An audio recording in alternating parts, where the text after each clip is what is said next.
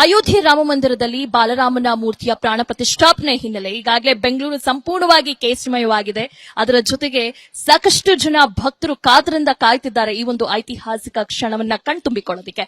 ನಮ್ ಜೊತೆ ಹಿಂದೂ ಮುಖಂಡರಾಗಿರುವಂತಹ ಪುನೀತ್ ಕೆರೆಹಳ್ಳಿಯವರು ನಮ್ ಜೊತೆ ಇದ್ದಾರೆ. ಸರ್ ನಮಸ್ತೆ. ನಾಳೆ ಐತಿಹಾಸಿಕ ದಿನ, ಏನ್ ಹೇಳ್ತೀರಾ ಸರ್ ಈ ಸಂದರ್ಭದಲ್ಲಿ? ಬಹಳ ಸಂತೋಷವಾಗಿದೆ. ಈ ದೇಶದ ಅಸ್ಮಿತೆ ಇದು ಕೇವಲ ಯಾವುದೋ ಒಂದು ವರ್ಗಕ್ಕೋ ಅಥವಾ ಯಾವುದೋ ಒಂದು ಸಮುದಾಯಕ್ಕೋ ಅಲ್ಲ. ಇಡೀ ಭಾರತೀಯರು ಸಂತೋಷದಿಂದ ನಮ್ಮ ವ್ಯಕ್ತಿತ್ವವನ್ನ ರೂಪು ಮಾಡ್ಕೊಳ್ಳೋದಕ್ಕೆ, ನಮ್ಮ ವ್ಯಕ್ತಿತ್ವವನ್ನ ಯಾವ ರೀತಿಯಲ್ಲಿ ಬೆಳೆಸ್ಕೋಬೇಕು. ನಾವು ಕೇವಲ ವ್ಯಕ್ತಿಯಾಗಿದ್ವಿ, ನಮ್ಮಲ್ಲಿ ಒಂದು ವ್ಯಕ್ತಿತ್ವ ಅಂದ್ರೆ ಅದು ರಾಮನ ಅಸ್ತಿತ್ವವೇ. ರಾಮ ಹೇಗೆ ಬದುಕಿದ್ರು, ರಾಮ ಯಾವೆಲ್ಲ ಗುಣಗಳನ್ನ ಹೊಂದಿದ್ರು, ರಾಮನ ವಿಚಾರಧಾರೆಗಳೇನು, ಅವೆಲ್ಲವನ್ನು ಕೂಡ ನಾವು ಅಳವಡಿಸ್ಕೋಬೇಕಾಗಿದೆ. ಅದಕ್ಕೆ ಸಕಾಲ ಇವತ್ತು 22ಕ್ಕೆ ನಾವು ರಾಮಲಲ್ಲನ ಪ್ರತಿಷ್ಠಾಪನೆ ಮಾಡೋದ್ರ ಮುಖಾಂತರ ನಾವೆಲ್ಲರೂ ಕೂಡ ಭಾರತದಲ್ಲಿ ಪ್ರತಿಯೊಬ್ಬ ವ್ಯಕ್ತಿಯು ರಾಮನ ವ್ಯಕ್ತಿತ್ವವನ್ನು ಅಳವಡಿಸಿಕೊಳ್ಳುವಂತಹ ದಿನ. ಬಹಳ ಸಂತೋಷವಾಗಿದೆ. ಅದೆಷ್ಟು ಅಂತ ಅಂದ್ರೆ ಅದು ಹೇಳಲಿಕ್ಕೆ ತೀರದು. 500 ವರ್ಷಗಳ ಕಾಲ ಸತತವಾಗಿ ಸಂಘರ್ಷದೊಂದಿಗೆ ರಾಮನ ಆ ಸ್ಥಳದಲ್ಲಿ, ಜನ್ಮ ಸ್ಥಳದಲ್ಲಿ ನಾವು ರಾಮ ಮಂದಿರವನ್ನು ಕಟ್ಟಲೇಬೇಕು ಅಂತಹ ಅದೆಷ್ಟು ಶ್ರದ್ಧೆ, ಭಕ್ತಿ, ಬಲಿದಾನ, ಸತತವಾಗಿ ಹೋರಾಟವನ್ನು ಮಾಡ್ಕೊಂಡು ಬಂದಿದ್ದೀವಿ. 3 ಲಕ್ಷಕ್ಕೂ ಅಧಿಕ ಕರಸೇವಕರು ಬಲಿದಾನ ಕೊಟ್ಟಿದ್ದಾರೆ.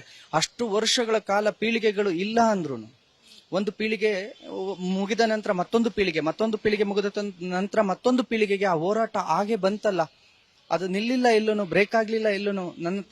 ನಮ್ಮ ಮುತ್ತಾತ ಮಾಡಿದ ಹೋರಾಟವನ್ನ, ನಮ್ಮಪ್ಪ ಮಾಡಿದ ಹೋರಾಟವನ್ನ ನಾವು ಹೀಗೆ ಅದು ಮುಂದೆ ಬಂತು ಅಂದ್ರೆ ಅಲ್ಲಿ ರಾಮನ ಅಸ್ತಿತ್ವ ನಮ್ಮನ್ನ ಅಲ್ಲಿಗೆ ಪ್ರೇರಣೆ ಮಾಡಿ ಕರ್ಕೊಂಡು ಬಂದಿದೆ. ಇವತ್ತು ರಾಮ ಮಂದಿರ ಮರಳಿ ನಿರ್ಮಾಣ ಆಗಿ ಇವತ್ತು ರಾಮಲಲ್ಲನ ಪ್ರತಿಷ್ಠಾಪನೆ, ಅದು ಕೂಡ ಒಬ್ಬ ಸಂತನಿಂದ, ಒಬ್ಬ ಯೋಗಿಯಿಂದ ಆಗ್ತಿದೆ ಅನ್ನೋದೇ ನಮಗೆ ಬಹಳ ಸಂತೋಷ.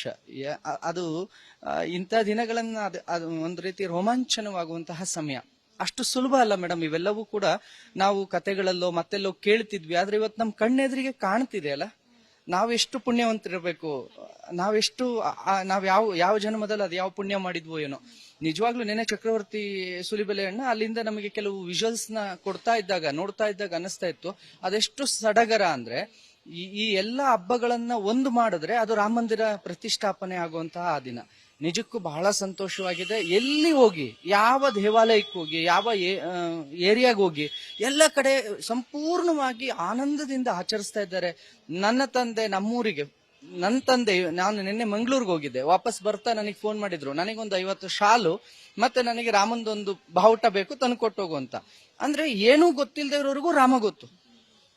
ಯಾವುದ ಅವರಿಗೆ ಈಗ ಕೆಲಸ, ದುಡ್ಡು, ಕಷ್ಟ, ಸುಖ ಎಲ್ಲದರ ನಂತರವೂ ರಾಮ ಬೇಕಾಗಿದೆ ಅಲ್ಲ ಈ ನಾಡಿನ ಜನರಿಗೆ, ಈ ದೇಶದ ಜನರಿಗೆ.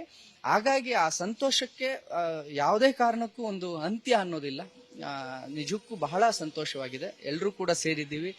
ಹಬ್ಬ ಆಗಿ ನೆರವೇರ್ತಾ ಇದೆ.